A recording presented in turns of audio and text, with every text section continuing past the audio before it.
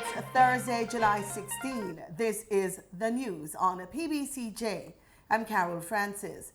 The Public Administration and Appropriations Committee, PAAC, heard conflicting accounts on Wednesday regarding the sale of a beach property in Oteria, St. Anne. PAAC Chairman Dr. Wickham McNeil says the premise for the $7.2 million sale of rooms on the beach property was not a bad one. However, based on a report from the former Contractor General, Dirk Harrison, there are some inconsistencies that have to be clarified.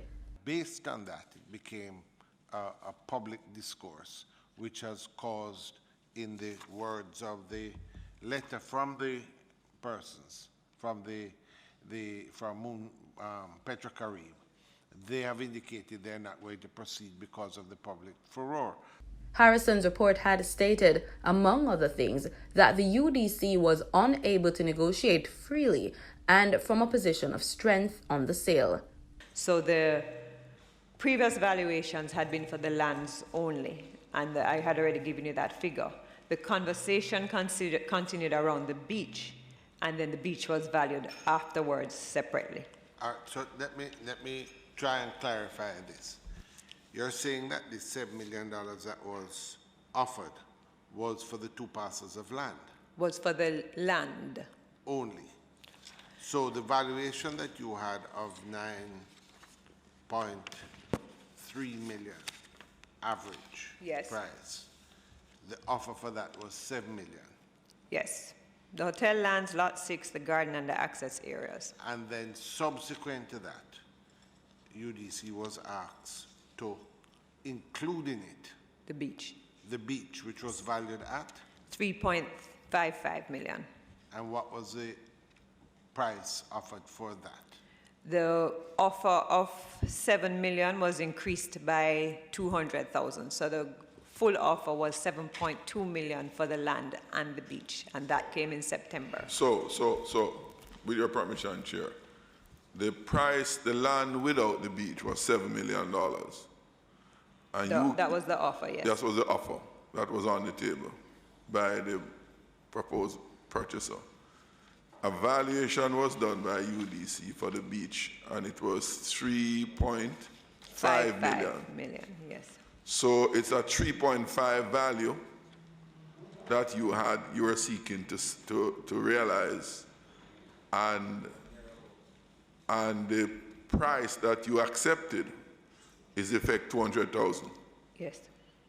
So you would have given up, you meaning the UDC, would have given up $3.3 million. 3.3, yes. UDC negotiating at the time with the minister gave up $3.3 million. No, you asked if the UDC negotiated with the minister, but I don't know that. No, yeah, I don't know that was stated anywhere. Yes. And the general counsel is saying that that's not an accurate statement, yes. UDC General Manager Heather Pinnock explained that additional benefits outlined in the sale agreement affected the final price. The offer also from the developers, Puerto Carib, to support the larger development plans, and over the several phases, and also that it looked at the overall impact of the investment, including the development as well as the employment and construction. So all of those things here are part of the and also that special agreements, special conditions were put on the sale that if these things did not come to be, that the property could be retransferred. So those were some of the things that were considered in the agreement of the sale price. Based on the negative public discourse regarding the sale, Petrocarib Properties Limited, operators of Moon Palace Hotel, has since signaled to the UDC that it wants to rescind the land sale agreement. Ms. Pinnock shared the contents of the letter. In their letter of March 5th, Palace Resort said, whilst we were engaged in the preparation of plans for the construction of the hotel, it came to our attention, much to our displeasure, that our name and brand were the subject of political discussions inimical to our reputation in which sufficient care had not been taken to ascertain all of the facts surrounding negotiations with the UDC. We are careful at all times when we do business, both in our homeland country, Mexico, as in any other country we invest in, to comply with the laws and regulations and not to become involved directly or indirectly in the political process of these countries. We seek to be good and considerate corporate citizens of every country in which we invest, and the adverse publicity, both locally and internationally, given to the acquisition of land and buildings by us from the UDC has caused much discomfort, and to seriously rethink whether or not Jamaica is a suitable place for us to make a substantial or indeed any further investment. Committee member Michael Phillips argued that the first submission included the US $200,000 for the beach property, which pushed the total to $7.2 million. Responding, Audrey Sowell, Permanent Secretary in the Ministry of Economic Growth and Job Creation, noted that the omission of the additional sum in subsequent documents was an administrative error. 4 more COVID-19 patients have recovered and have been released from care in the last 24 hours. Recoveries now stand at 647, an 84.8% recovery rate. At the same time, 1 new case of COVID-19 was recorded in the last 24 hours. The island's case count now totals 763. The newly confirmed case is imported, having arrived on a flight from the United States of America. The case is a male infant aged 8 months with address of residence in St. Catherine. There are now 83 active cases under observation in Jamaica. 23 cases have been repatriated to their countries of origin. 3 persons of interest are in quarantine at government facilities. Over 17,000 are quarantined at home. The parish health departments are currently following 324 close contacts of confirmed cases.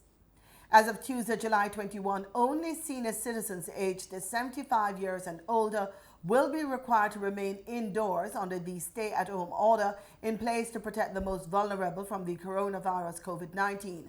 Minister of Local Government and Community Development Desmond McKenzie made the announcement in a statement in Parliament. Our senior citizens have contributed greatly to Jamaica's development, and we will continue to protect them.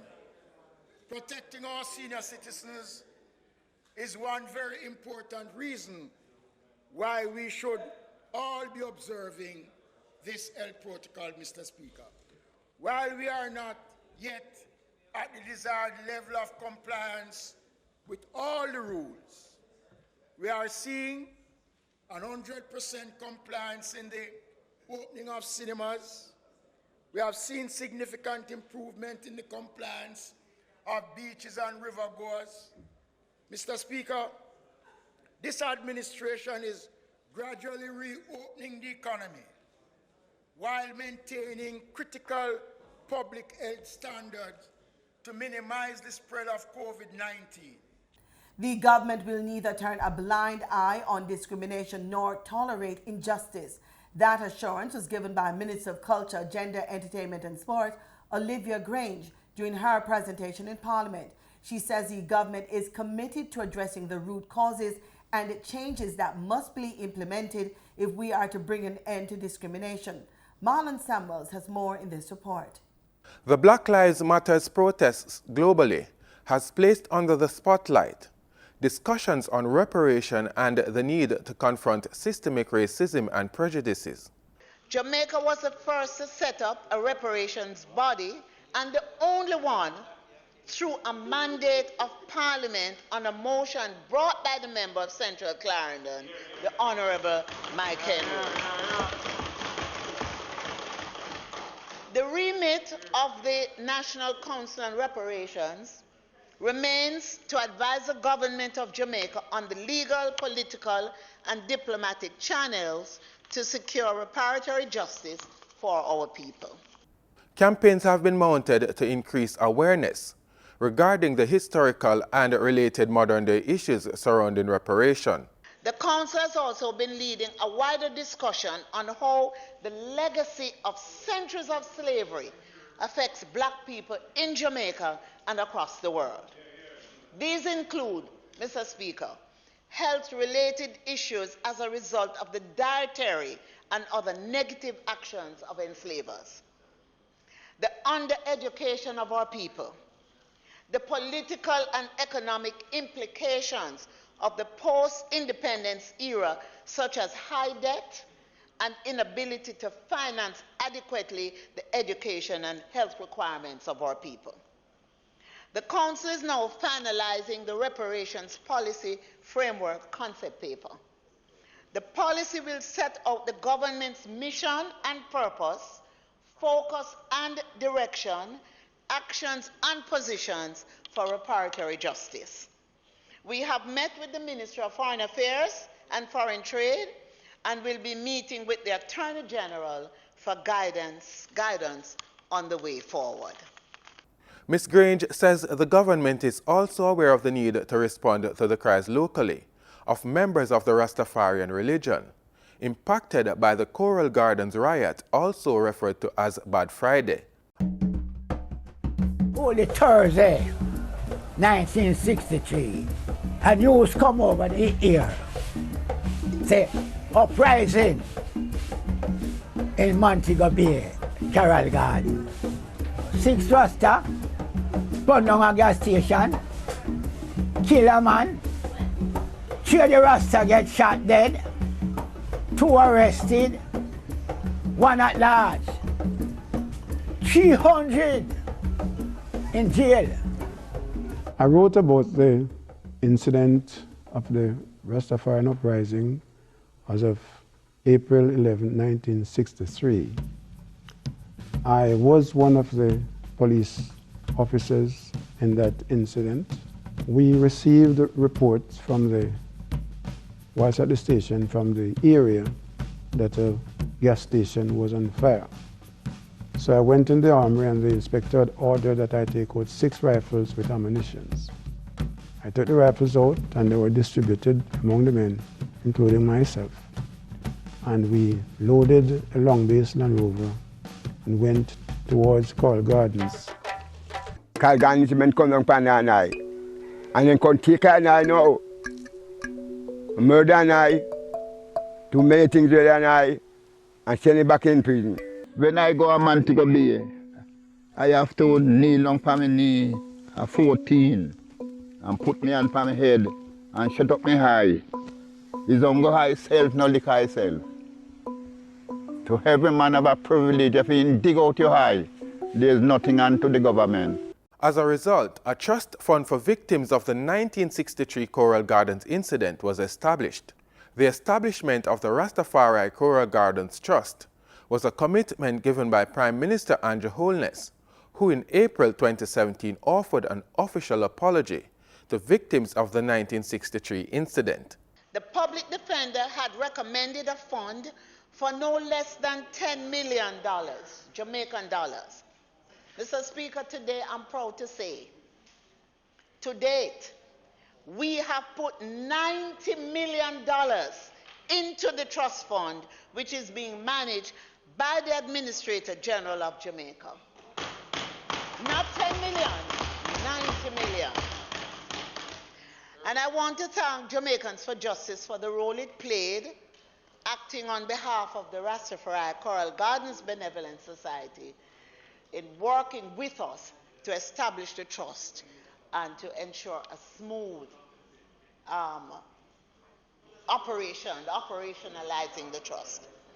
Additionally, we have provided funding, Mr. Speaker, to the Benevolent Society to run an interim care home for survivors who need special care, while we continue to make arrangements to establish a permanent facility for aged survivors in collaboration with the Member of Parliament for North West St. James, the Honorable Dr. Horace Chan. Ms. Grange believes we must do more. She is urging Jamaicans to get rid of all expressions of racism and instances of prejudicial behavior against members of the Rastafarian religion. The wider society must also examine its approach to members of the Rastafari community and pledge to end discrimination that is manifested in our actions, including the denial of school admission to children with locks. Mr. Speaker, we continue to promote love of ourselves and our African features. There is nothing wrong with our natural hair or locks, and no one should be denied services in Jamaica because of his or her hairstyle.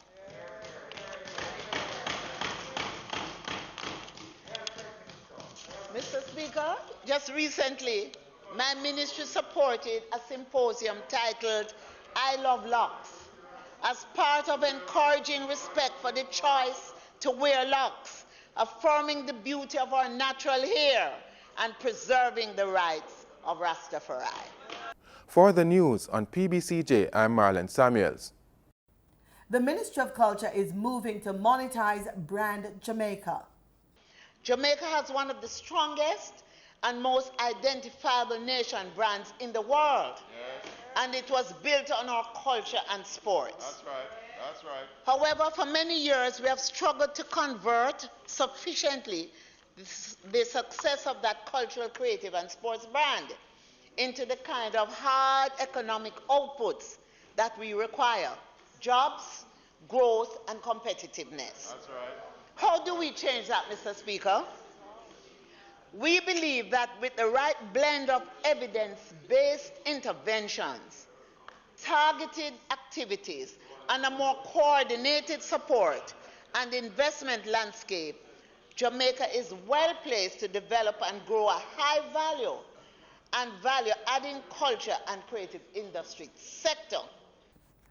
The Statistical Institute of Jamaica is reporting a 0.1% inflation rate for May 2020.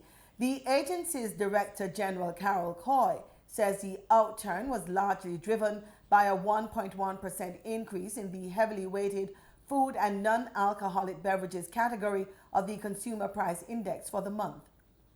Giving a breakdown of the data, STATIN's Director General started with the country's GDP performance. She said the Jamaican economy declined by 2.3% during the first quarter of the year when compared to a similar period in 2019. This, she said, was due to the impact of COVID-19 and the measures implemented by the government to limit the number of cases.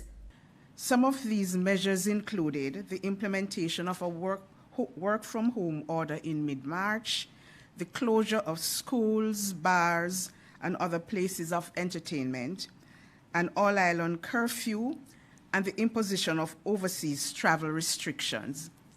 These measures significantly impacted areas in the tourism industry, tourist-related activities, and commerce. Ms. Coy was speaking at STATIN's quarterly digital media briefing this week. She said during the first quarter of the year, the service and the goods industries declined by 2.5% and 1.9% respectively. A breakdown of the performance of the economy for the first quarter of 2020 relative to the first quarter of 2019 showed that value added in 5 of the 8 services industries declined. The hotel and restaurants industry declined by 14.1%. This was due to a fall in output in hotels and other short-stay accommodation, as well as restaurants, bars, and canteens. The performance of the hotels and other short-stay accommodation was impacted by a 19.1% decrease in foreign national arrivals. The decline in arrivals was mainly due to travel restrictions imposed by government on inbound travel in March 2020 to limit the spread of the coronavirus. Ms. Coy also pointed to industries that saw an increase in growth. The industries that recorded growth were electricity and water, which grew by 2.1%. This increase was attributed to increases in both water consumption of 3.9% and electricity consumption of 1.6%. Real estate renting and business activities and the producers of government services both increased by 0.2%. The STATIN director noted that the increase in inflation rate for May was largely due to an increase in the heavily weighted food and non-alcoholic beverages sector. Higher prices for agricultural produce such as cabbage, lettuce, and potato resulted in the class vegetables, tubers, plantains, cooking bananas, and pulses increasing by 2.3%. She advised, however, that the overall rate of inflation was moderated by decreases in the indices for the education and transport divisions. The index for education fell by 22.1%, primarily influenced by a decrease in private tuition fees for the summer term. The index for the transport division decreased by 0.3% due to lower prices for petrol during the month. The information was collated through a new consumer price index introduced for the April 2020 bulletin. The CPI measures the price movements for consumer goods and services purchased by private households and is one of the most widely used indicators for measuring inflation. Simone Absalom for the news on PBCJ. Time now for the latest business and share market news from business reporter Gabrielle Thompson. According to the latest ex-refinery costs from Petrojam, gas prices are to see a 66-cent increase on Thursday. The state-owned oil refinery says E1087 will sell for $114.12 per liter and a liter of E1090 for $116.95. Meanwhile, automotive diesel will see an increase of 85 cents to be sold for $112.74 per liter. Kerosene will move up by $1.43 to be sold for $88.94 per liter. Propane cooking gas will increase by 59 cents per liter to sell for $46.92, while butane will move up by $1.01 to be sold for $48.24 per liter. Retailers will add their respective markups to these prices. In Wednesday's trading session, the JSE combined index advanced by 4,056 points to close at under 400,000 units. Overall market activity resulted from trading in 78 stocks, of which 28 advanced, 31 declined, and 19 traded firm. The junior market index declined by 15 points to close at under 3,000 units. Stocks advanced for 1834 Investments, AMG Packaging and Paper Company, and Berger Paints Jamaica. Stocks declined for Access Financial Services, Barita Investments Limited, and Caribbean Assurance Brokers Limited. Trading firm were Blue Power Group Limited, Caribbean Cream Limited, and Consolidated Bakers Jamaica. General Accident Insurance Company Limited was the volume leader with 5.2 million units, followed by Proven Investments Limited US dollar with 3.7 million units, and Wigton Wind Farm Limited ordinary shares with 1.9 million units. Now for the foreign exchange. The US dollar on Wednesday, July 15 ended trading at $144.43. The Canadian dollar sold for an average $109.75. The pound sterling traded for $184.33, and the euro ended trading at $162.90. Oil prices fell on Thursday after OPEC and other producers, including Russia, agreed to ease record supply curbs from August, though the drop was cushioned by tightening global inventories as economic activity picks up. Brent crude futures slid 29 cents to $43.50 a barrel.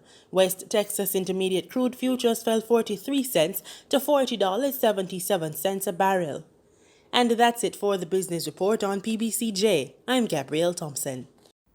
Street Mixovibes has rolled out its Taste of Summer seasonal menu featuring fresh specialty wraps made with fresh organic ingredients and superfood plant smoothies. That's where Simone Absalom's journey took her in this week's Culinary Trail.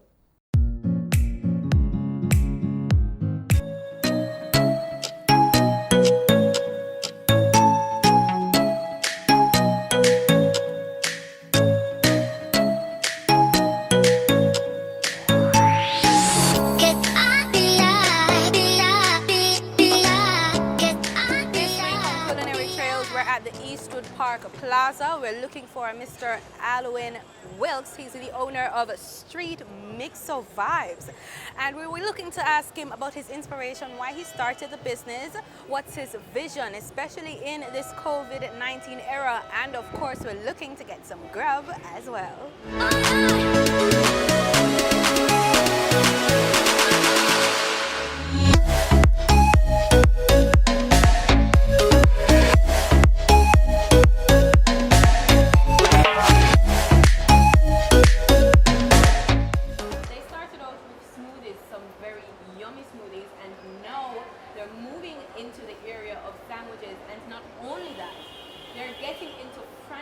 So they have other restaurants in other parts of the corporate area, and I want to find out, what's your inspiration? Why did you start the business in the first place?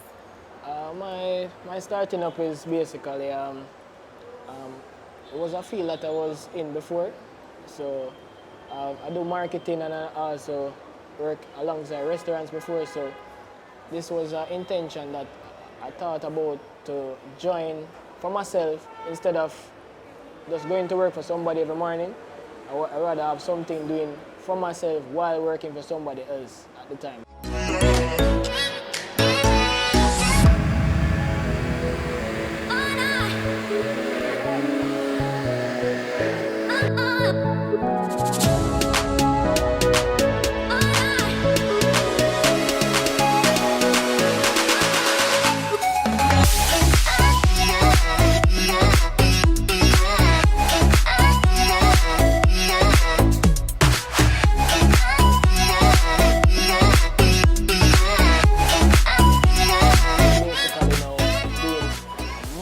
Things now to subsidize the traffic that we lost through COVID-19. So we are in a section now where we have food inclusive now. So otherwise from drinks, we have food. So we have things for females, everybody in general. All right, in terms of the smoothies, give me some of the types of smoothies that you sold before, even now.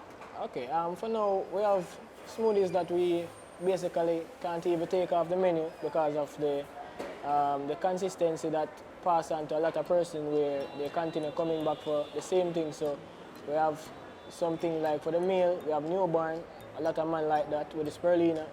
We have jumpstart, we have full charge, and we have everything that can suit everybody. So it's not only for adult, kids, everybody in everybody. What do you have in terms of your sandwiches? What do you offer? All right, for sandwiches, we're starting now. We have jerk chicken, grilled cheese, we have smoke and we have bacon. We have wraps in both, same meat kind. So we have fries, other stuff that's coming up on the menu, man. But not everything has introduced yet. We started our jerk chicken pizza from our next thing, which is Mixer Entertainment. So yeah, it's all right.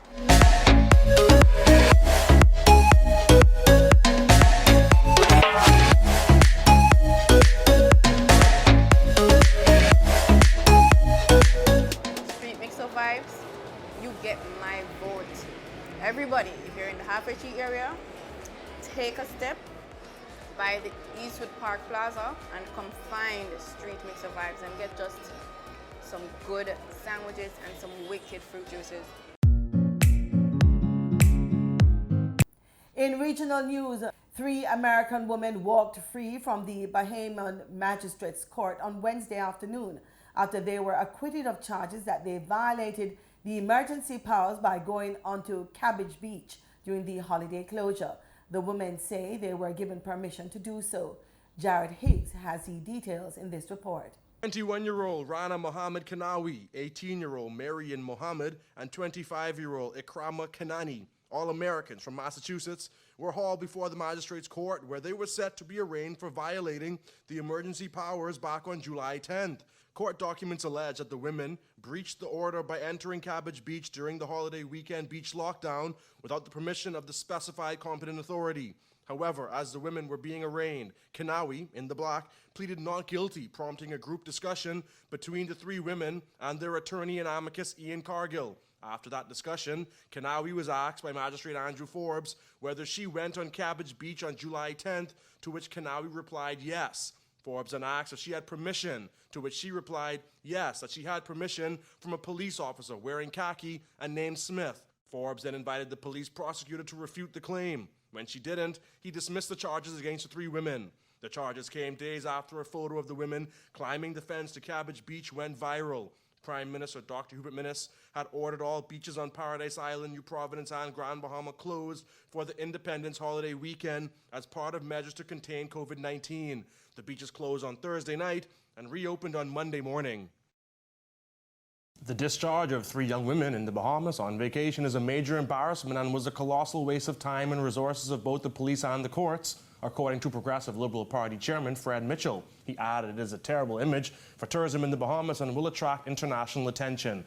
According to the party chairman, tourists who visited the Bahamas because of its advertised sun, sand, and sea will haul before the courts for enjoying sun, sand, and sea, all because of a bad decision by a singular competent authority. Mitchell added, so nonsensical are some of these emergency orders by the so-called competent authority that the government is challenged and hard-pressed to get the law enforcement officers to enforce some of them or to understand what they are.